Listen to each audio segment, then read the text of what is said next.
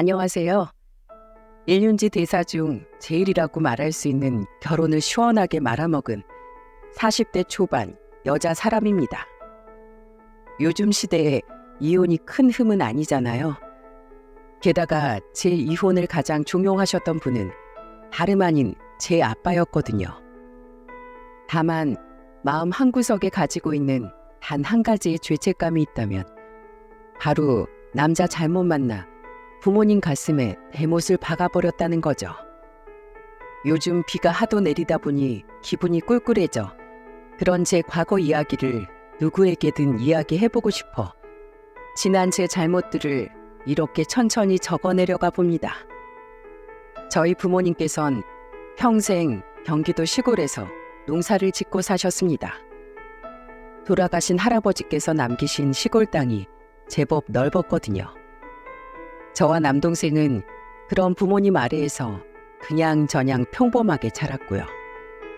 하지만 어느 집안이든 역사와 사정은 있기 마련이죠.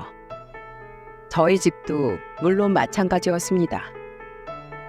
제가 10대였던 시절 아빠가 지인에게 투자 사기를 당해 가진 시골 땅 중 절반을 홀라당 날려버리신 거예요.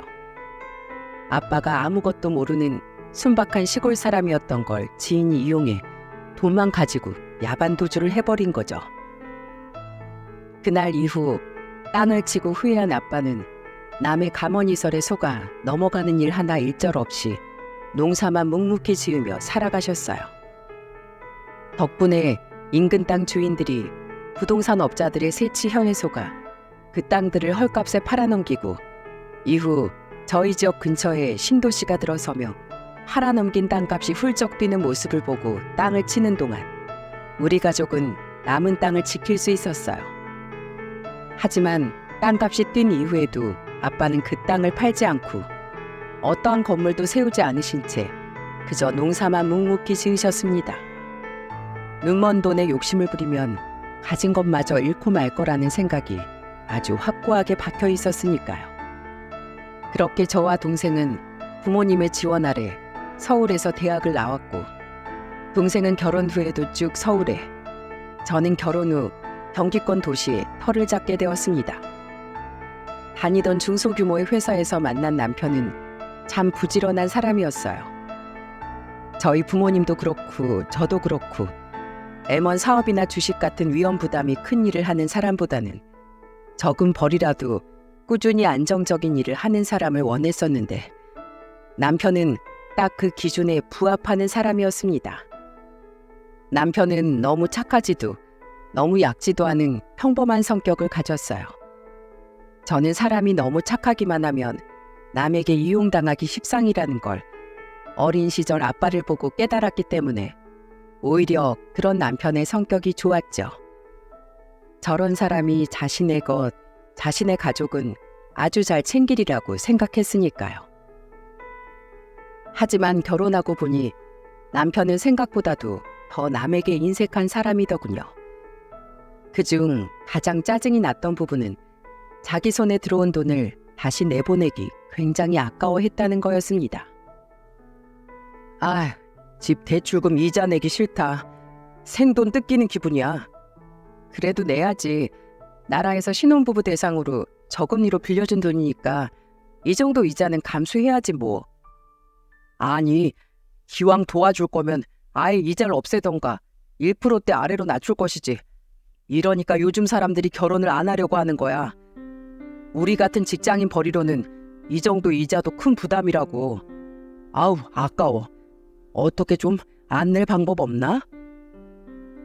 저희는 나름 브랜드 아파트를 신혼부부 대출 혜택을 받고 매매해서 살고 있었어요.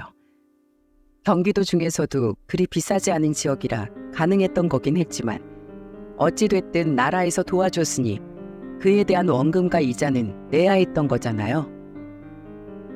세상에 공짜가 어딨어.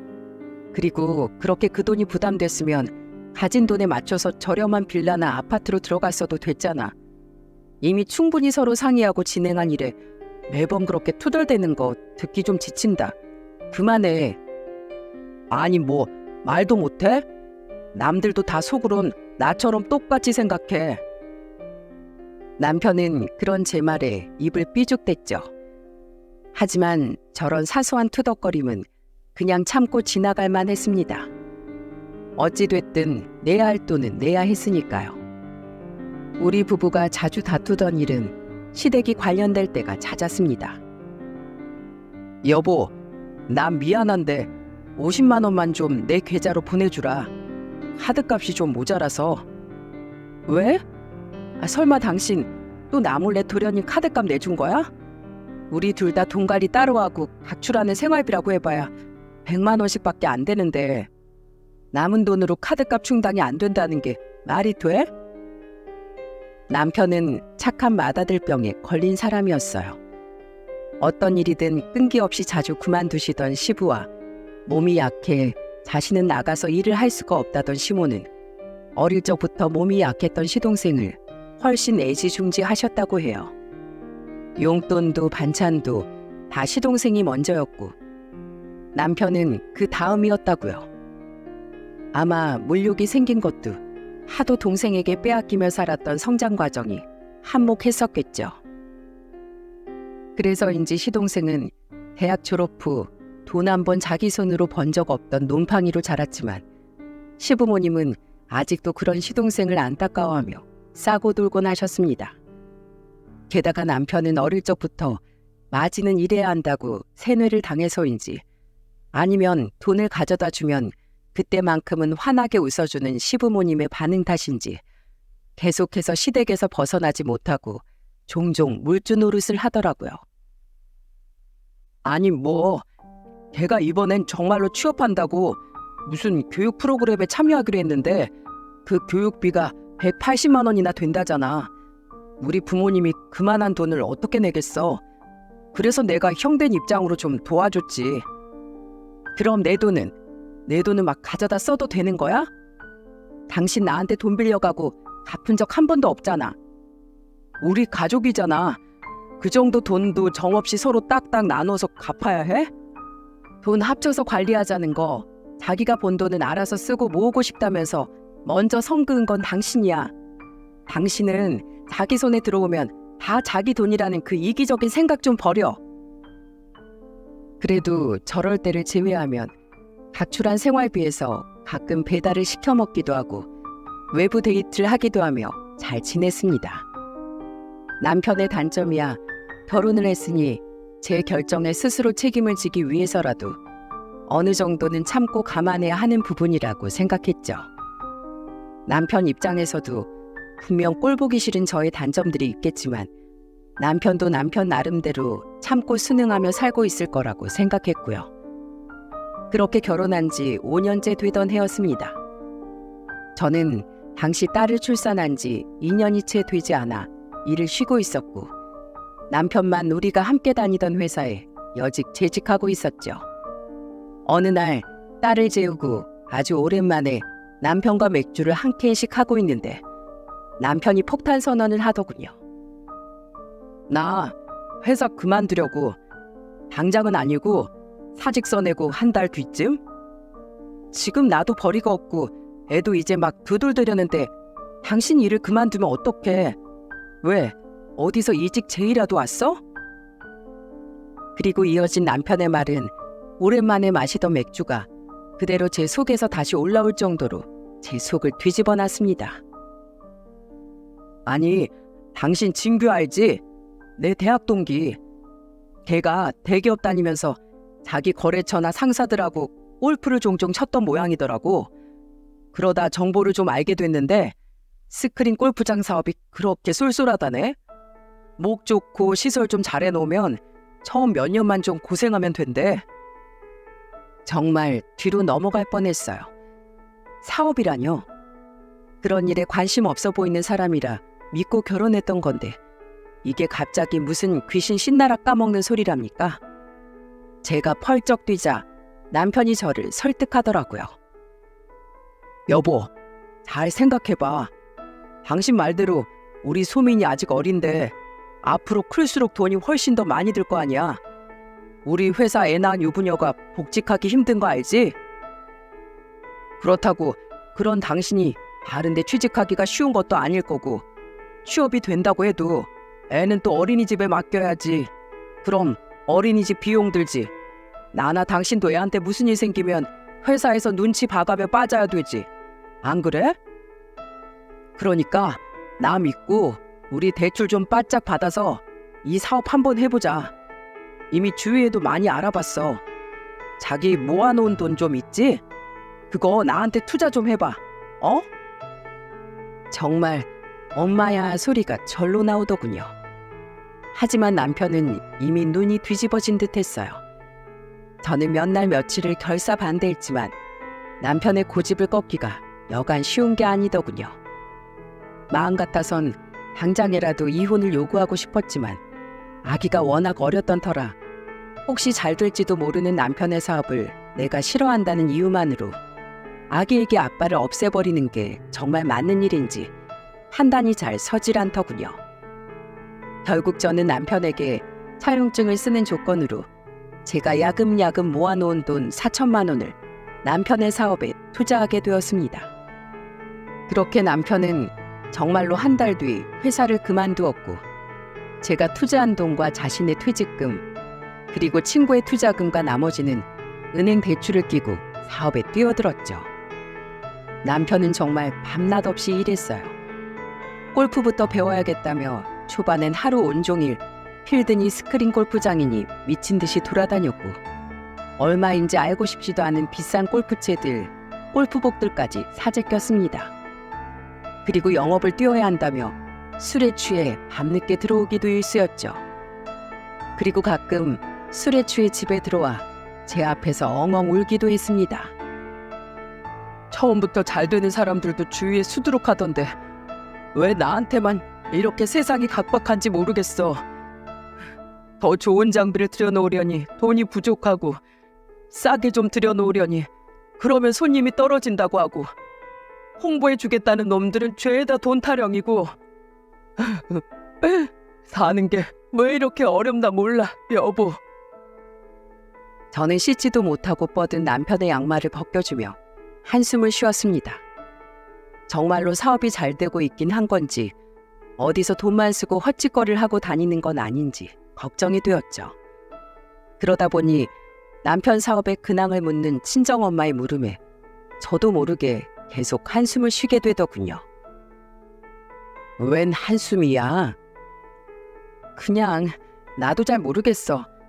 자꾸 잘 되고 있냐고 꼬치꼬치 묻기도 좀 그렇고 그래도 나름대로 열심히 하고 있는 것 같으니까 믿어볼 수밖에.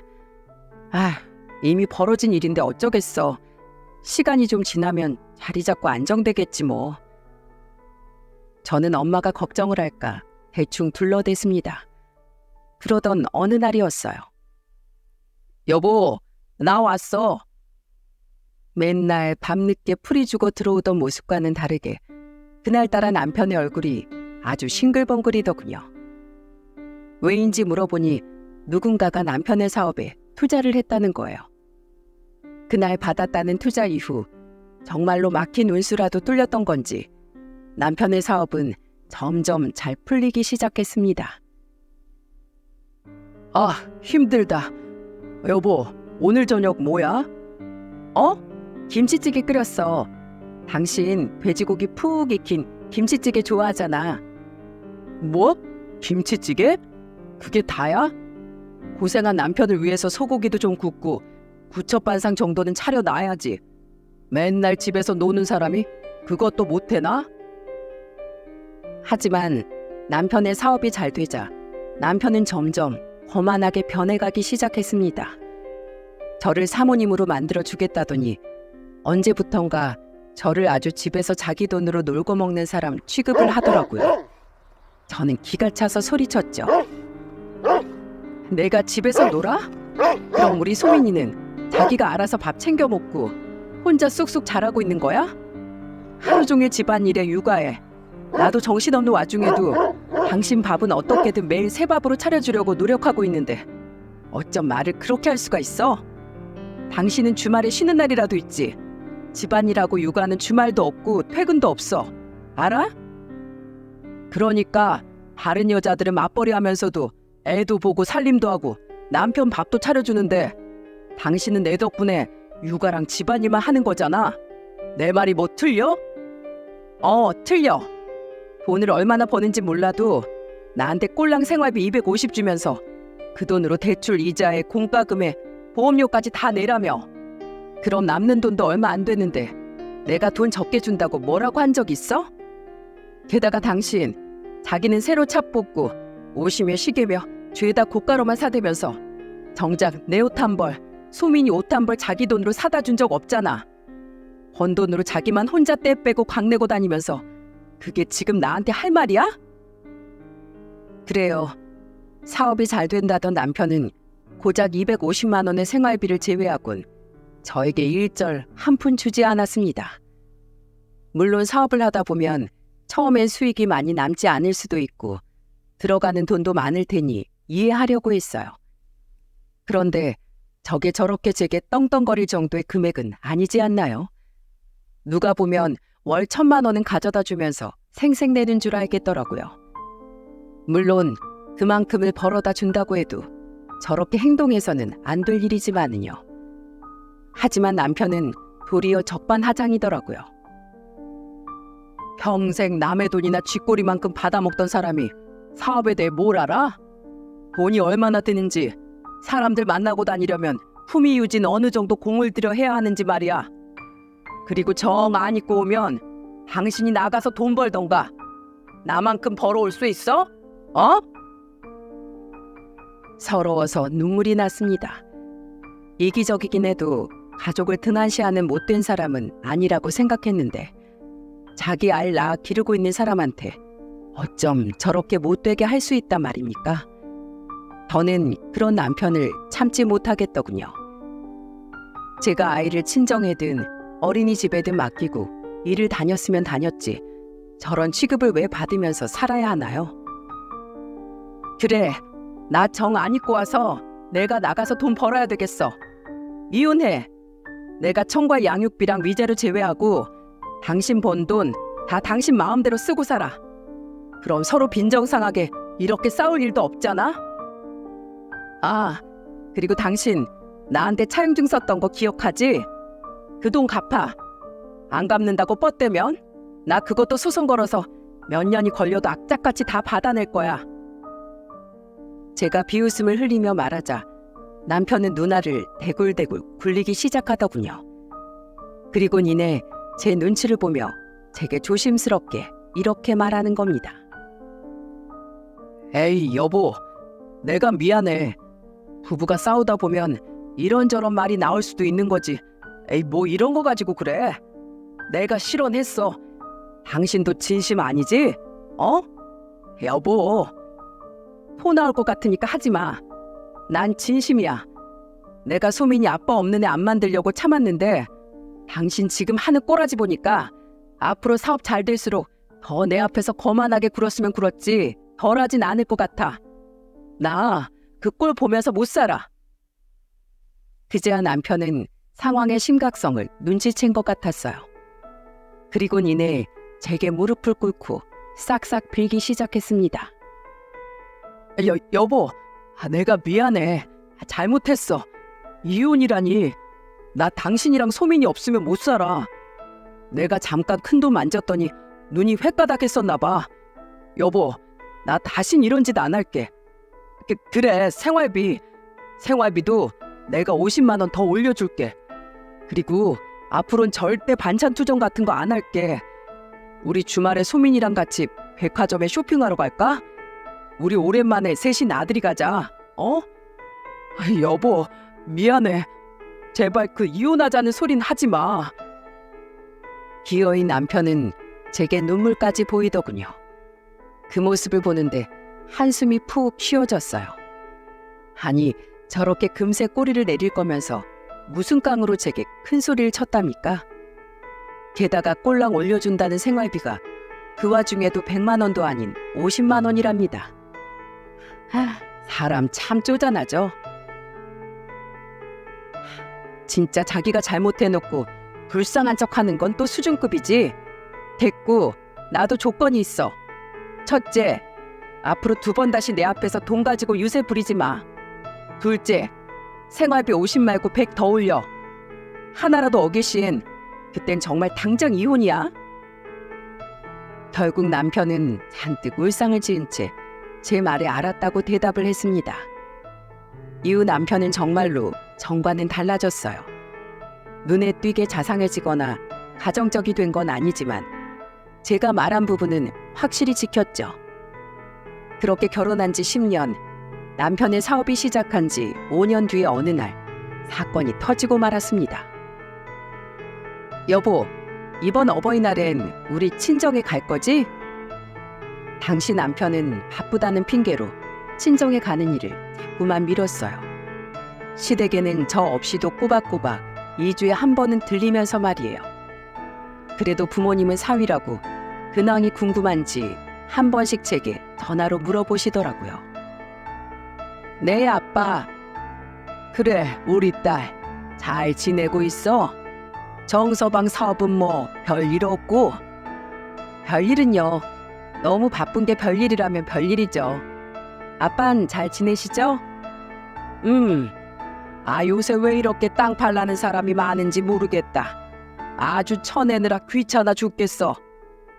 이제 엄마 아빠 연세도 거의 70이 다 되셨는데 땅 팔고 이제 그 돈으로 두 분이서 여행도 다니고 하세요. 평생 일하느라 고생하셨잖아요. 내가 알아서 하마. 아무튼 정서방 한 번씩 연락도 하고 하라 그래. 아무리 처갓집이라도 이렇게 대면대면 하면 쓰나. 알았지? 생전 잘 찾아뵙지도 않고 시댁만 신경 쓰는 사위 뭐가 예쁘다고 그러시는지 속상하더군요.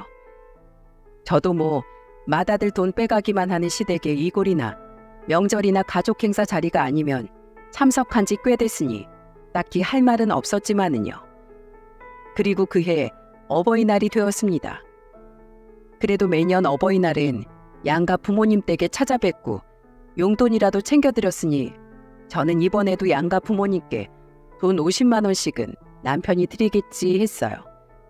가족 행사에 나가는 돈은 남편이 다 지출을 했었거든요. 저 몰래 한 번씩 시댁에만 돈을 퍼다 주는 게 좀 민망했는지 어버이날만큼은 양가에 똑같이 챙겨주더라고요.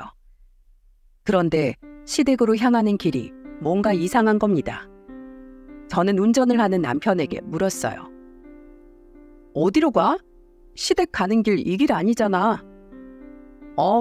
이번에 이사하셨어. 뭐? 언제? 근데 왜 나한테 말을 안 했어?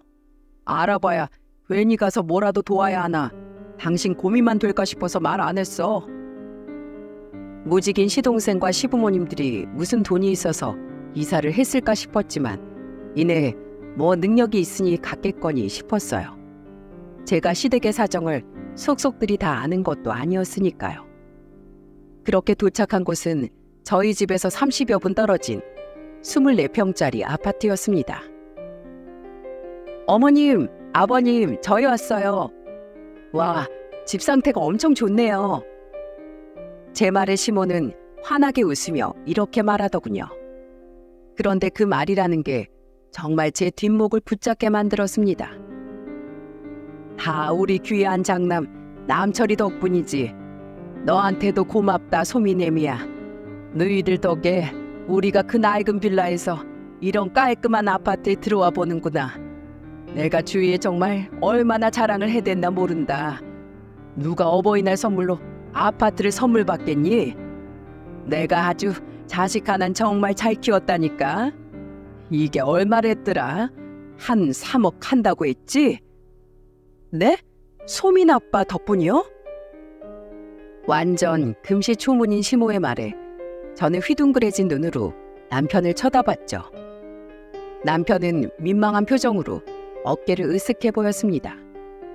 무슨 일인지 몰라도 또 이 시댁에 뭐라도 갖다 바쳤구나 싶어 저는 속이 부글거렸어요.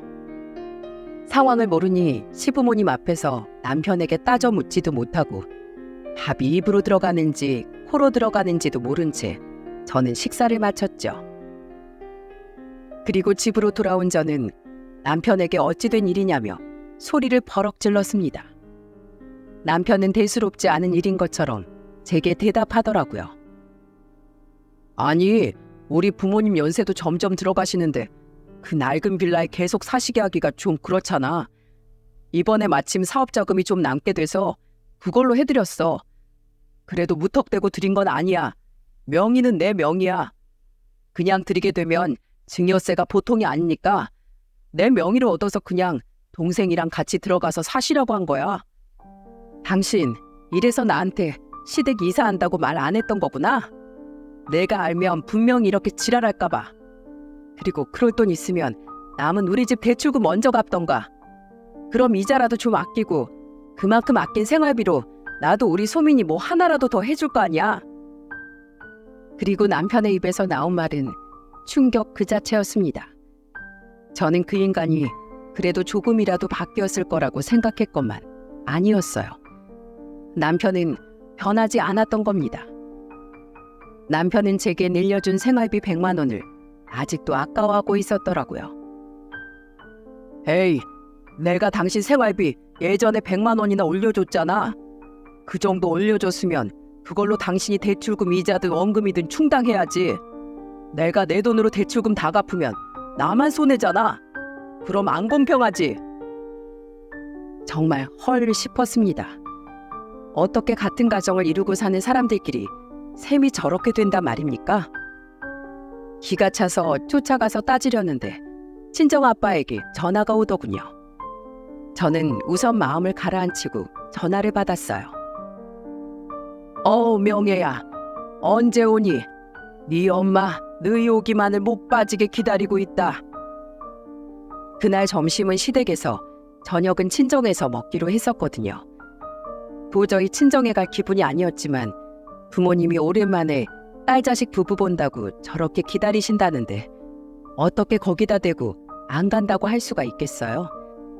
저는 마지못해 1시간쯤 후에 출발한다고 대답하고는 전화를 끊었습니다. 그리고 저와 남편은 앙금이 풀리지 않은 채로 그대로 친정으로 향했죠.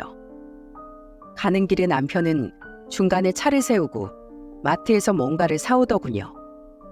까만 비닐봉지에 담겨있는 게 뭔가 하고 봤더니 그건 다름 아닌 막걸리 3병이었어요. 뭐야? 웬 막걸리? 내 부모님한테 어버이날 선물로 집해드린 걸로 아내란 사람이 그렇게 난리를 쳐대는데 내가 기분이 좋겠냐? 가서 술이라도 한잔 해야지. 나랑 싸워서 기분이 나쁜 걸 친정에 가서 술을 마시면서 풀겠다고? 풀긴 뭘 풀어? 그냥 술 한잔 먹고 싶다는 거지. 그래도 혼자 안 먹겠다고 장인어른 장모님 목도 이렇게 한 병씩 샀잖아. 진짜 잔소리 좀 그만해. 대체 내 돈 내가 쓴 건데 무슨 문제가 있어? 당신도 친정에 뭐 해드리고 싶으면 직접 돈을 벌던가. 조용히 좀 가자 제발. 속에서 천불이 났습니다. 그래도 이미 친정에 거의 다 도착했던지라 저는 참을 인을 가슴속에 몇 번이고 새기며 친정 현관문을 열고 들어갔죠.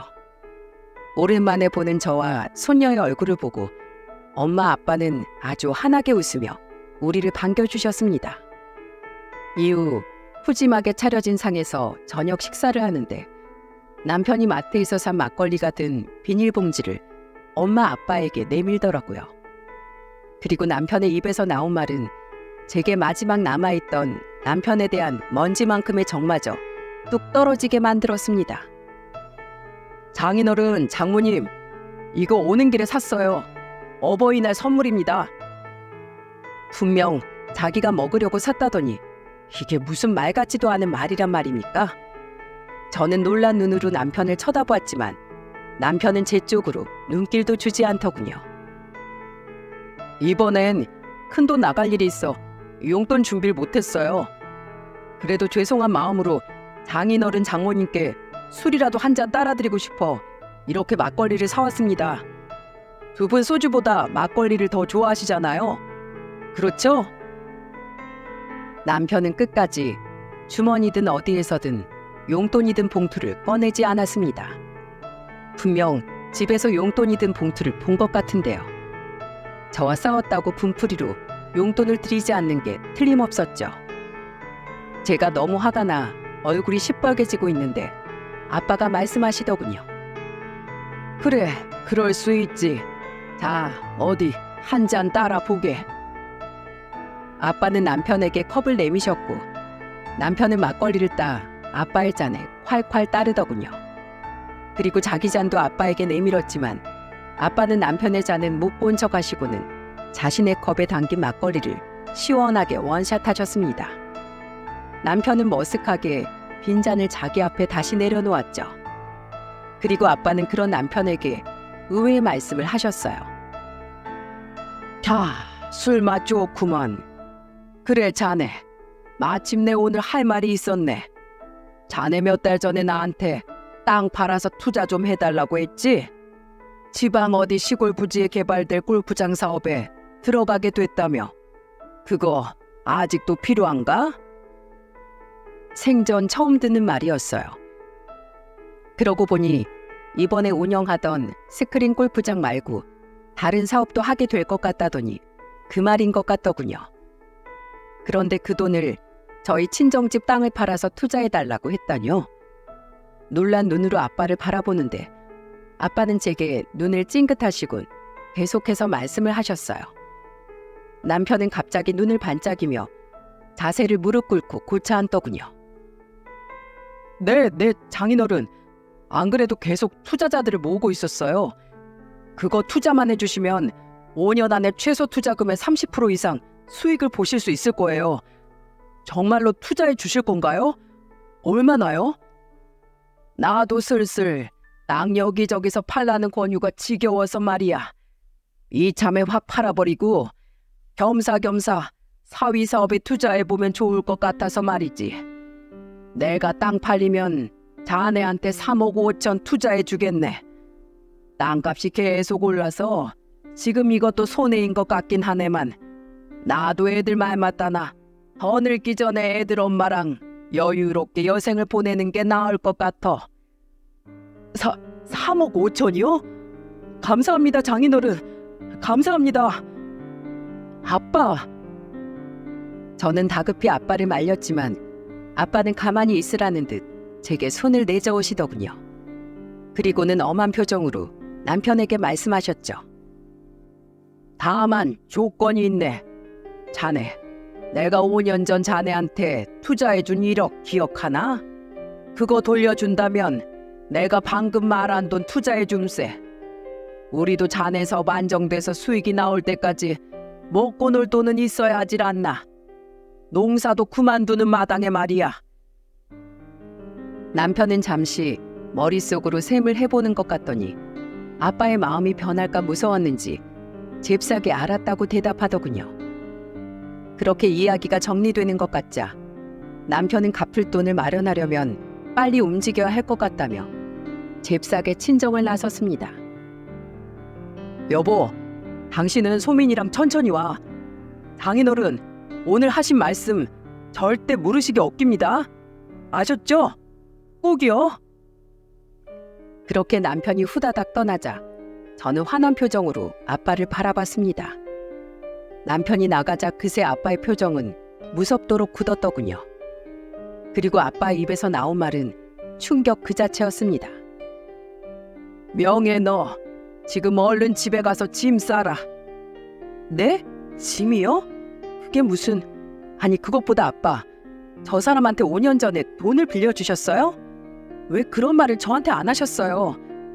게다가 지금 또 저 사람한테 투자를 하시겠다뇨. 하지 마세요. 저 안 그래도 오늘 저 사람한테 5만 정 다 떨어져서 이혼하자고 할 참이에요. 얼른 전화해서 투자 없던 일로 만드시라고요.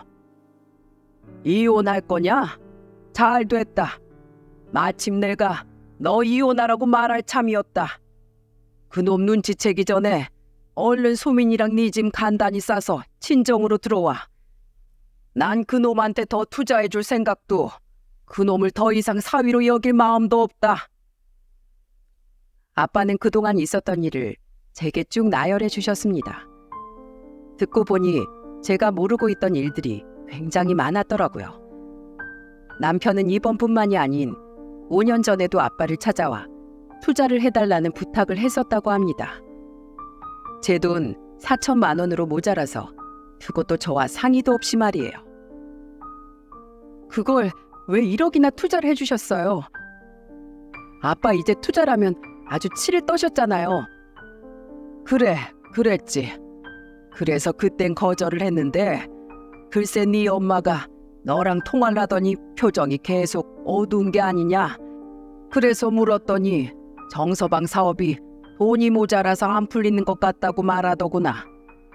그래서 내가 그냥 그 돈 없어진 셈 치고 투자해줬다. 너랑 그때 당시 아기였던 우리 손녀를 생각해서 말이야. 그놈이 고맙다고 대출금 다 갚고 순수익 나기만 하면 내 돈 제일 먼저 갚아주겠다고 약속하더구나. 그런데 갚기는 개뿔. 언제부턴가 아예 내 연락도 피하더라고. 난 그냥 사업이 잘 되는지 궁금해서 연락했을 뿐인데 입장 바꿔서 생각해보면 빚독촉하는 연락처럼 느껴질 수도 있을 것 같아. 그 뒤엔 널 통해서만 정서방 안부를 물은 거다. 저는 이혼하지 말자고 빌던 5년 전 남편의 모습이 떠올랐어요. 이제 알겠더군요.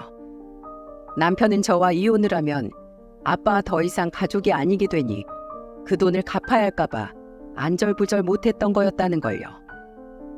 게다가 남편은 염치도 없이 아예 골프장 개발에 뛰어들겠다며 아빠에게 땅을 팔아 투자를 조금 더 해줄 수 없냐고 부탁을 해왔답니다. 그런데 약속된 수익금은 고사하고 원금조차 갚을 생각을 안 하는 사람에게 아무리 사위라고 한들 아빠가 턱 내줄 이유가 없죠. 그런데 그놈이 겉보기엔 번지르르해 보여도 집 대출금이니 생활비니 애까지 키우면서 다른 사업에 도전하려고 하니 당장 수중에 돈이 없었다며 눈물까지 보이더구나. 그래서 내가 쎄해서 사람 좀 써서 알아봤다. 정서방 사업이 정말 그놈 말대로 잘 되고 있는데 다른 사업 때문에 자금이 모자란 건지 아니면 장인도 날길 우습게 하는 건지 알아보려고 말이다. 그런데 글쎄 이놈 아주 남의 돈 알길 우습다 못해 장난처럼 생각하는 놈이더구나. 아빠가 알아본 정보는 정말 충격적이더군요. 작게 시작한 사업으로 돈을 좀 만져보자 이게 정말 돈이 되겠다 싶었던지 남편과 그 동업자 친구는 아주 못된 계략을 세운 겁니다. 실제로 그 골프장 개발건에 참여하게 된 건 맞지만 새로 오픈하는 골프장 사업에 참여하려는 각종 업체들에게 뒷돈을 받았고 또한 자신에게 투자하면 골프장 회원권 분양 사업에 관한 지분을 나눠주겠다며 억대의 돈을 받아 챙겼답니다. 실제로는 회원권 분양 사업 관련해 아무런 힘도 없었으면서 말이죠. 이미 투자를 받았으니 나중에 일이 잘 되지 않았다며 오리발을 내밀 작정이었다고 하네요. 게다가 무리하게 골프장 개발건에 참여하려 여기저기 뒷돈을 댔던 모양인데 그 돈을 사기친 투자 금액들과 스크린 골프장을 담보로 받은 대출금을 더해 충당했더랍니다. 정말 기가 차죠? 그래서 이놈은 정말 재활용도 안 될 놈이겠구나 싶었는데 이놈을 당장 어떻게 하자니 너랑 소민이 걱정이 되더구나. 그런데 며칠 전 사부인한테 글쎄 전화가 온 거야. 들어보니 정서방 그놈이 나한텐 돈이 없다면서 그 집엔 3억짜리 집을 해줬다는 거 아니냐. 사부인이 그걸 아주 자랑을 하더라고. 그 얘기를 듣는 순간 확신이 들었다. 우리 집이랑 사돈댁을 대하는 그놈 태도 차이를 보아하니 그놈이 절대 너를 아껴주고 있지 않을 거라는 생각이 들었어. 그래서 널 위한 일은 무조건 이혼이라는 답이 나오더구나. 그래도 오늘 너한테 의견을 한번 물어보려고 했는데 막걸리 3병 덜렁 들고 어버이날이랍시고 온 그놈 행동과 놀란 네 표정을 보니 내 묻지 않아도 알겠더라고. 아빠의 말을 듣는데 눈물이 쏟아졌어요. 저는 옆에서 어리둥절하다 저를 따라 울기 시작한 소민이를 껴안으며 펑펑 울어댔고 엄마 아빠는 그런 저를 또 부둥켜 안고 눈물을 흘리셨습니다. 죄송해요 아빠. 미안해 엄마. 나름 그래도 잘해보려고 어떻게 버텨왔는데 나도 더 이상은 그 사람이랑 못 살겠어요. 이후 저는 아빠의 차를 타고 집으로 가 빠르게 짐을 싸서 친정으로 돌아왔습니다. 남편은 제게 왜 짐이 없냐며 전화를 했고 저는 남편에게 당분간 친정에서 지내겠다고 말을 했어요. 당장 이혼하자고 하면 그놈이 아빠의 돈을 돌려주지 않을까 봐서요. 며칠 후 남편은 아빠에게 돈을 고스란히 입금했고 신이 나서 전화가 왔습니다. 장인어른, 돈 입금했습니다. 아, 확인하셨어요? 그럼 땅 매수는 언제 하실 거예요? 저 장인어른만 기다리고 있습니다. 아빠는 거기에다 대고 싸늘하게 한마디 하곤 전화를 끊으셨죠. 투자는 없네. 예? 장인어른, 갑자기 그게 무슨 투자한다고 하셔서 제가 어렵게 돈 만들어서 보내드린 건데 이제 와서 그러시면 어떡해요? 왜? 내 돈이라 내 맘대로 하겠다는데 무슨 문제 있나? 억울하면 자네가 번 돈으로 메꾸면 되잖나.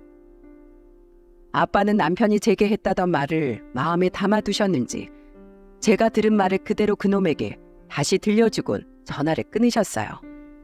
남편은 그 이후로 제게 졸기차게 전화를 해댔고 저 또한 그런 남편의 전화를 받아 이혼을 통보했죠. 여보, 장인어른 대체 저게 무슨 말이야? 지금 사람 놀려? 사업이 무슨 장난이야? 투자를 한 데다가 돈만 받고 입을 싹 닫아버리면 어쩌자는 거야? 너야말로 다른 사람 돈이 장난이니? 네 돈만 귀하고 다른 사람 돈은 아주 우습지? 야, 수익금 챙겨준다면서 투자금만 받고 입 싹 닫아버리는 건 네 종특 아니냐? 내로남불도 유분수지. 됐고, 모자란 투자금은 네 돈으로 메꾸던지 시댁 이사시킨 집을 팔던지 알아서 해. 그리고 이혼소송 걸 거니까 그렇게 알아. 만나서 더러웠고 법정 아니면 다시 보지 말자. 너는 내 인생 최악의 오점이야. 이후 저는 그놈을 사기죄로 신고해버렸습니다. 아빠가 알아봤던 정보들을 전부 증거로 제출해서 말이죠. 그리고 사기죄로 신고한 내용을 토대로 이혼 소송 또한 걸어버렸죠. 제가 그놈에게 빌려줬던 돈에 대한 차용증과 여태 받은 생활비에서 각종 대출금 원금과 이자, 공과금, 보험료, 아이를 키우는 데 드는 돈 모두를 충당한 증거를 모조리 토대로 말이에요. 남편은 사기죄 재질이 매우 나쁘고 채무를 변제할 능력도 부실하다는 판사의 의견까지 더해져 징역 3년 5개월형을 받았습니다. 그리고 남편의 동업자 친구 또한 징역 2년형을 받았지요. 남편이 그놈보다 구형이 더 무거웠던 이유가 뭔 줄 아세요? 글쎄, 이 돈에 환장한 놈이 같이 사기를 치던 그 동업자 친구의 돈까지 먹고 토해내지 않았던 게 있었답니다. 아주 똥 묻은 개 옆에 똥 묻은 개가 붙어있던 꼴이네요. 남편에게 사기를 당한 걸 알게 된 투자자들은 벌떼같이 몰려들었고 결국 시댁이 잠시 들어가 살았던 그 집을 팔아 그 빚 중 일부를 갚았다고 하네요. 시댁 식구들이야 뭐 어디 월세든 단칸방이든 집을 구해 들어갔겠죠. 거기까진 알고 싶지도 않아 알아보려 하지도 않았답니다. 하지만 3억 가지고는 턱도 없이 부족했던 사기 금액 때문에 결국 남편은 투자금 반환 소송이 추가로 걸려있는 상태라고 하네요. 아마 출소하고 나서도 평생을 투자자들에게 사기친 돈을 갚느라 한평생을 보내야겠죠. 그리고 저는 투자한 4천만 원의 돈과 앞으로의 양육비 그리고 아이를 범죄자의 자식으로 만들었다는 부분을 강력하게 항의해 위자료까지 합해 남편과 살던 그 집을 받아내게 되었습니다. 사실 그마저도 부족하다고 생각했지만 출소한 이후의 남편과 더 이상 엮이고 싶지 않았기에 최대한 깔끔하게 끝내고 싶었어요. 저는 그 집이 제 명의가 되자마자 팔아버렸고 남은 대출금을 받은 후 딸아이와 함께 방 2칸짜리 아파트로 이사를 했습니다. 혹시 그놈이 찾아올까 싶기도 했고 그놈과 함께 살던 그 집엔 더 이상 남아있고 싶지 않았거든요. 그렇게 시간이 벌써 2년이 흘렀습니다. 제 아이는 벌써 초등학교 2학년이 되었고 저는 다행히 작년 겨울에 작은 회사에 취업이 되었어요. 한 달에 한 번은 딸아이를 데리고 친정에 가서 저녁을 먹고 오는데 저번 주에 갔던 친정에서 아빠가 이런 말을 하시더군요. 딸, 그래도 이 아빠가 예전에 투자 사기를 당했기 때문에 이런 예리한 촉이 생긴 거야. 몰래 그놈에 대해 알아본 내가 아니었어 봐. 너 아주 큰일 날 뻔했다고. 이 아빠밖에 없지? 아휴, 그걸 지금 말이라고 하오? 언제 철이 들래요? 네? 엄마는 그 말을 듣고 기함을 하시군 아빠 등짝을 때리셨죠. 저야 뭐 그런 놈 내 짝이라고 내 스스로 골랐었는데 입이 10개라도 할 말이 있었겠습니까? 그저 엄마 옆에서 민망하게 허허하고 웃어 보였죠. 여기까지가 제가 부모님 가슴에 대못을 박은 사건이었어요. 참 철없는 불효녀였죠. 저도 잘 알고 있어요. 그래도 이런 못난 딸이지만 웃으며 괜찮다고 안아주시는 부모님 덕에 지금 전 이렇게 웃으며 다시 살아갈 수 있습니다. 언젠가는 저도 부모님처럼 제 딸에게 이렇게 든든한 부모가 될 수 있을까요? 그러기 위해선 한 살이라도 젊은 지금 열심히 벌고 또 열심히 살아야겠죠. 예쁜 제 딸을 위해서라도요. 제 이야기가 아직 결혼을 하지 않은 분들에겐 아주 조금의 도움이라도 되었으면 좋겠습니다. 인생에서 가장 중요한 행사인 결혼을 잘못된 선택으로 저처럼 망치지 않으셨으면 해요. 그럼 다들 장맛비 조심하시고 편안한 하루 보내셨으면 좋겠습니다. 감사합니다. And have a little and talking dead. On the front and have a dip on the hop. There to be back.